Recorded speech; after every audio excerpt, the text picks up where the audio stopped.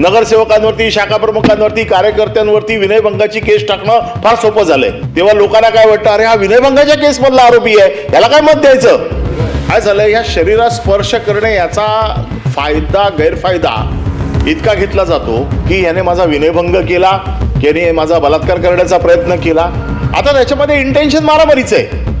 लग्न लावून दिल्यावरती मुलगा परत थोडे दिवस राहिला आणि दुबईला पळून गेला।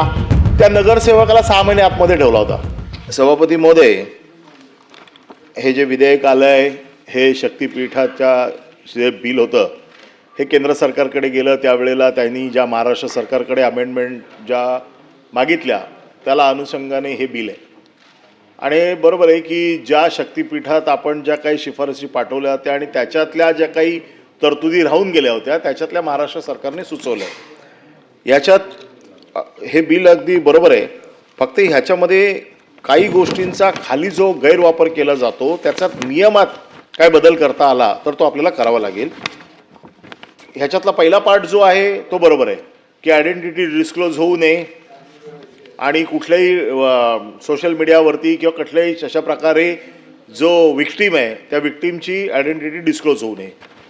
परंतु जो 75 मध्ये ह्या अपराधाबद्दल जो दोषी ठरतो याच्यामध्ये सगळ्यात ज्या वाईट केसेस आमच्याकडे येतात त्याच्यामधला हा जो 1 नंबर आहे, शरीरास स्पर्श करणे।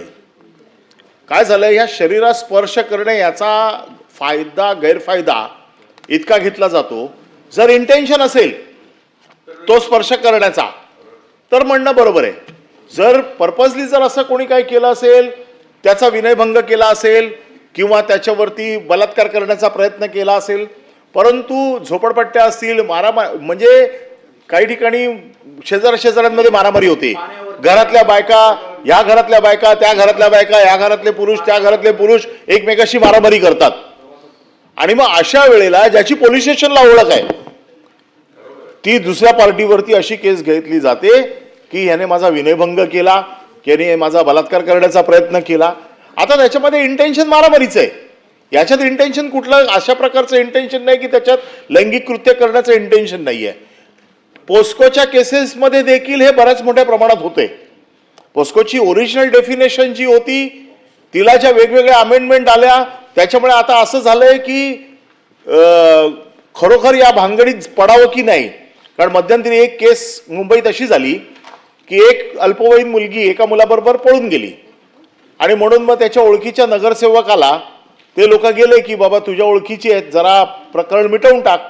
त्याने मिटवलं, त्यांच्यासमोर प्रश्न मिटला की बाबा आता चला ठीक आहे यांचं लग्न लावून द्या। लग्न लावून दिल्यावरती मुलगा परत थोडे दिवस राहिला आणि दुबईला पळून गेला। त्या नगरसेवकाला 6 महिने आतमध्ये ठेवला होता। त्यामुळे ह्याचा गैरफायदा कोणी घेऊ नये।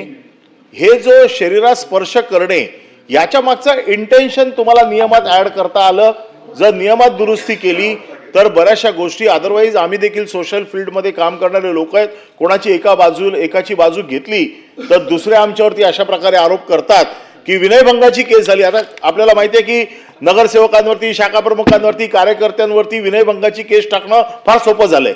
आणि मग ज्या वेळेला आमचे इलेक्शन कमिशनला जेव्हा जातो आमचा ॲफिडेव्हिट, तेव्हा लोकांना काय वाटतं, अरे हा विनयभंगाच्या केस मधला आरोपी आहे, याला काय मत द्यायचं। आणि त्यामुळे याच्यात नियमात आपण जरा दुरुस्ती करावी। याला जर तुमचं इंटेन्शनचं अमेंडमेंट जर नियमात करता आली तर अमेंडमेंट करून किमान ह्या सभागृहात बसलेल्यांची तर सुटका करा पहिली। तर त्याच्यामुळे माझी विनंती आहे की बिल बरोबर आहे, अमेंडमेंट तर झाल्याच पाहिजेत। कारण ज्या शक्ती बिलाच्या कमिटीवर मी पडवतो मला माहिती आहे त्याच्यातल्या काही तरतुदी या दुरुस्त करून आलेल्या आहेत, फक्त ही माझी अमेंडमेंटची सूचना मान्य करा। अशाच नवनवीन अपडेट्ससाठी डिजिटल कोल्हापूर चॅनेलला सबस्क्राईब करायला विसरू नका।